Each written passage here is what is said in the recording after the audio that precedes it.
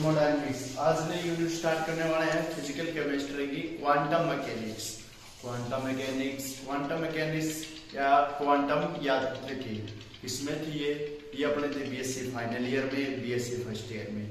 अब ये क्या बताती है 11th में इसका थोड़ा सा पोर्शन लिया हुआ है और यहाँ पर अपने ऊपर डिटेल से अपनों ने बीएससी फर्स्ट ईयर की क्वांटम मैकेनिक्स पढ़ी, बीएससी फाइनल की पढ़ी, एमएससी पढ़ी फिजिकल केमिस्ट्री में जो क्वांटम मैकेनिक्स है उसमें क्या है और डिटेल से दिया हुआ है। इसलिए अपन क्या पढ़ना है, क्वांटम मैकेनिक्स को बहुत ही अच्छे तरीके से पढ़ना है। दूसरी बात, क्वांटम मैकेनिक्स जो आपका नेट के एग्जाम होते हैं उसमें इसका लगभग बहुत ज्यादा पोर्शन आता है, थोड़ी सी टफ है। ठीक है, क्या है, थोड़ी सी टफ यूनिट है, इसलिए कुछ इक्वेशन आपको डायरेक्ट याद रखनी पड़ेगी और समझने वाला पोर्शन तो होगा वो तो आप समझा दिया जाएगा। ठीक है, तो देखिए अपन क्वांटम मैकेनिक्स में हम डायरेक्ट बात करते हैं। क्वांटम यांत्रिकी पढ़ लिया जिसमें किसी की तरंग फलन की क्या किया जाता है, स्टडी की जाती है, यानी कौन कौन से पार्टिकल की तरंग फलन क्या होगी। और इसके लिए सबसे पहले श्रोडिंगर नाम का वैज्ञानिक आया, उन्होंने बताया कि कोई भी ऑर्बिटल है वो अपनी कक्षा में चक्कर लगा रहा है तो इलेक्ट्रॉन की उसकी वेव को क्या बताया, गणितीय रूप में इन्होंने क्या कर दिया, उसका ट्रांसलेशन करके बताया। तो इसलिए अपने क्या पढ़ेंगे, श्रोडिंगर वेव इक्वेशन। फर्स्ट आता है अपना टॉपिक श्रोडिंगर वेव इक्वेशन। तो ये किस पर आधारित थी, ये आधारित थी डी ब्रोगली की। डी ब्रोगली ने एक समीकरण दी थी P = h/λ, ठीक वो दी थी। तो इन्होंने संवेग के माध्यम से जो समीकरण दी थी डी ब्रोगली ने बताई थी कण और तरंगे दोनों प्रकृति होती है। तो इस प्रकार से इन्होंने जो समीकरण दी उसको आधार बना के बताया कि मैकेनिकल रूम में भी इन्होंने लिखा दिया। तो श्रोडिंगर वेव इक्वेशन, तो इन्होंने क्या बताया, according to Schrodinger equation the total energy of a moving particle, यानी कोई पार्टिकल मूव कर रहा है, total energy of a moving particle is the sum of kinetic energy and potential energy. Kinetic energy और पोटेंशियल एनर्जी क्या होती है, योग होती है, यानी टोटल एनर्जी है।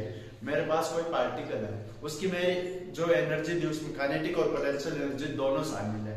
तो इसके द्वारा हम क्या लिख सकते हैं, E = K + T और kinetic energy plus potential energy. Kinetic energy कैसे उत्पन्न होती है सर, टक्करों से काइनेटिक एनर्जी उत्पन्न होती है। जितनी ज्यादा टक्करें होंगी, जितने ज्यादा कोलिजन होंगे, उतनी ज्यादा क्या होगी, kinetic energy. Plus potential energy होती है स्थितिज ऊर्जा, यानी किसी की स्थिति के कारण उत्पन्न ऊर्जा। यानी मेरे पास एक क्या है, मान लीजिए कोई भी ग्राउंड का सब्सटेंस है या कोई भी बाहर का एक पदार्थ है, मैंने उसको उठाया तो उस स्थिति में जो ऊर्जा मैंने ग्रहण की है वो होती है आपके पोटेंशियल एनर्जी। अब देखिए काइनेटिक एनर्जी अपने पढ़ा है ½ mv², ठीक है, ½ mv² होती है, लिख सकते हैं। पोटेंशियल एनर्जी होती है -kZe²/r।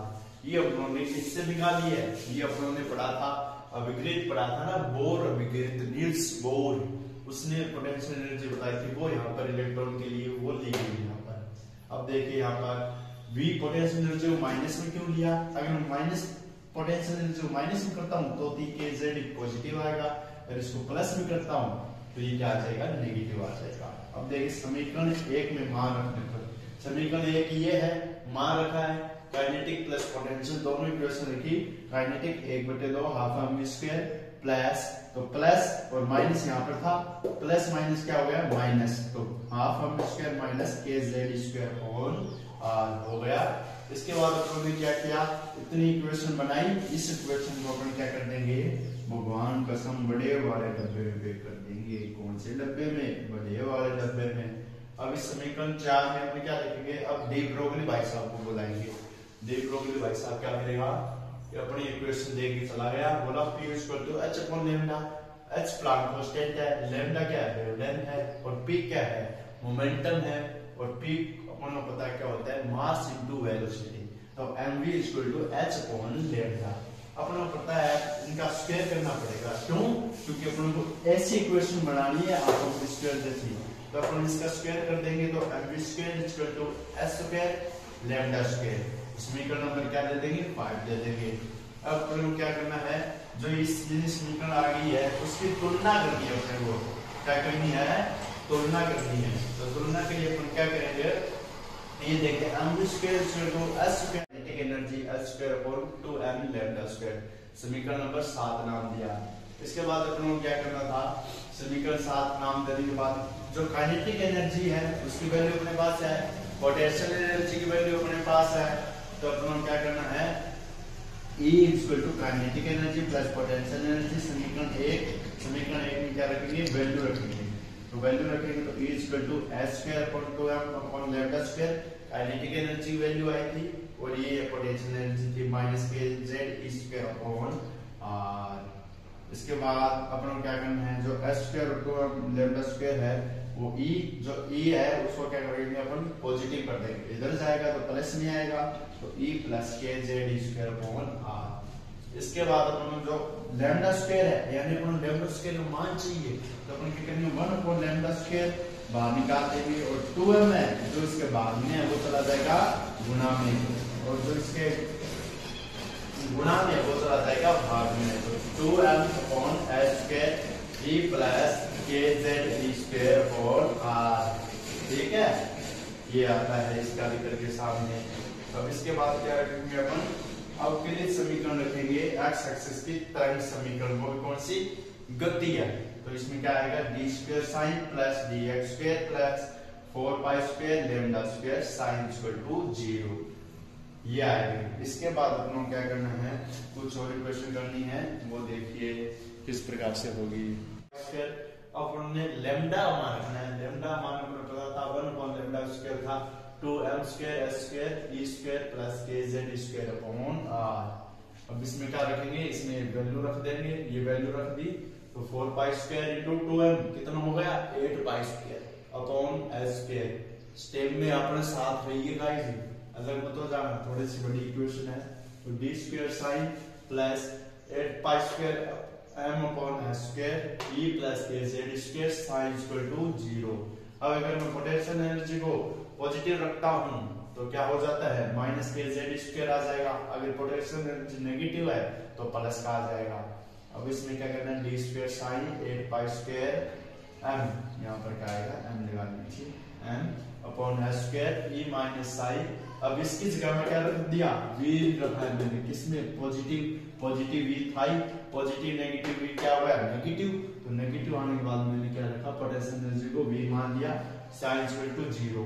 ये समीकरण क्या है, ये समीकरण है 1D बॉक्स के लिए श्रोडिंगर इक्वेशन, यानी एक ही डायरेक्शन है, x डायरेक्शन है ना, फिर आपके 3D लिखना होता है, तो क्या करेंगे, तीनों एक्सिस रख देंगे, x axis, y axis, z axis, तो अपन क्या रखेंगे, d square sin upon dx square plus d square sin upon dy square plus d square sin upon dz square plus 8 pi square m upon s square. अब ये value e minus i sin equal to 0, ये तीनों direction को show कर रही है, 3D box में particle है। अब इसमें क्या करते हैं, इन सभी की जगह, तीनों डायरेक्शन की जगह अपन रखेंगे डेल स्क्वायर। डेल स्क्वायर क्या होता है, लाप्लासिए ऑपरेटर होता है डेल स्क्वायर, तो आपने डेल स्क्वायर रख दिया, ये तीनों एक्सिस की जगह upon sine del square sine plus 8 pi square m upon s square e minus 3 sine equal to 0। अब अपन क्या करेंगे, अलग अलग अपन ने वैल्यू देखेंगे, डेल स्क्वायर का मान रखे तब कैसी वैल्यू आएगी, डेल स्क्वायर का मान रखे तो इधर पॉजिटिव है तो ये हो जाएगा नेगेटिव, तो नेगेटिव हो जाएगा तो 8 pi square m s square into e minus 3 sine, ये रख दिया।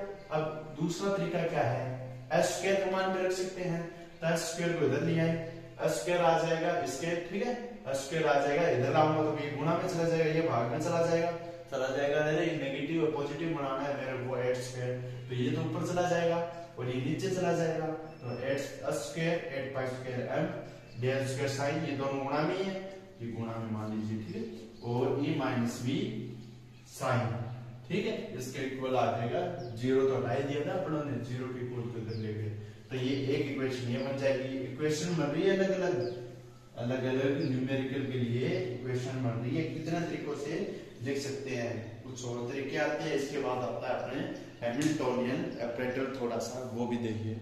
ऐसे ऑपरेटर रखा था 8 pi square e minus m e minus v sign equal to 0, ये समीकरण रख ली थी। समीकरण रखने के बाद अपने क्या करना है, del square sine equal to 8 pi square m square, अपने क्या रखा, अब इसको क्या रखा 8 पाई एफ स्क्वायर को नेगेटिव, अगर मैं इसको मान अलग रखूंगा तो ये नेगेटिव हो जाएगा, पहले वाली बात है नेगेटिव हो जाएगा। ये फर्स्ट इक्वेशन रखी। दूसरी बार इन्होंने क्या किया, एच स्क्वायर था उसको क्या किया, चलो अब एच स्क्वायर का मान निकाल लेते हैं। तो एच स्क्वायर तो ऊपर चला गया, एच स्क्वायर नीचे आ गया नेगेटिव उठाने के लिए, और डेल स्क्वायर इसके गुणा में, इसको गुणा में करना था, और e minus I equal to five. इस तरीके से साइन है, ये फाइव नहीं है, इस तरीके से लिखा जा सकता है। अब इसके बाद इसको e sine minus v sine ऐसे भी रख सकते हैं, e sine minus v sine, e sine और v साइन। ये कैसे, e एक बार इसके साथ एक बार इसके साथ गुणा, इस प्रकार से भी लिखा जा सकता है। ठीक है, अब इसके बाद H square 8 pi square m, अब del square five v sign equal to e sign, e sign equal to ये v प्लस में आ गया, ये जो डेल स्क्वायर था इसको क्या कर दिया, प्लस बना दिया। ठीक है, इसको क्या किया मैंने, जो नेगेटिव था अपना क्या e साइन को इधर ले जाएंगे तो v साइन इधर आएगा तो प्लस आ जाएगा, तो इस प्रकार से आ गया। अब इसके बाद अपन क्या रखा, इसका मान रखना है, इसका मान होता है h कैप के बराबर। h कैप होता है हैमिल्टोनियन ऑपरेटर, h कैप का मान होता है ये सभी, तो h cap sine equal to v sine Hamiltonian operator होता है। और इसको क्या कहते हैं, श्रोडिंगर की सबसे छोटी वेव इक्वेशन कोई है तो वो है। ठीक है, तो कौन सी है, h कैप साइन और e साइन। आज के लिए इतना ही। श्रोडिंगर वेव इक्वेशन आपकी कंप्लीट होती है, पूरी फिनिश होती है। मिलेंगे नेक्स्ट लेक्चर में नेक्स्ट वीडियो के साथ, अलग इक्वेशन लेकर आपके साथ शामिल होंगे इसी क्लास में। और वो इक्वेशन रहने वाली होगी particle in 1D box, particle in 1D box के लिए। ठीक है, उसके लिए अलग अलग अपनी कंडीशन देखेंगे। Okay guys, bye.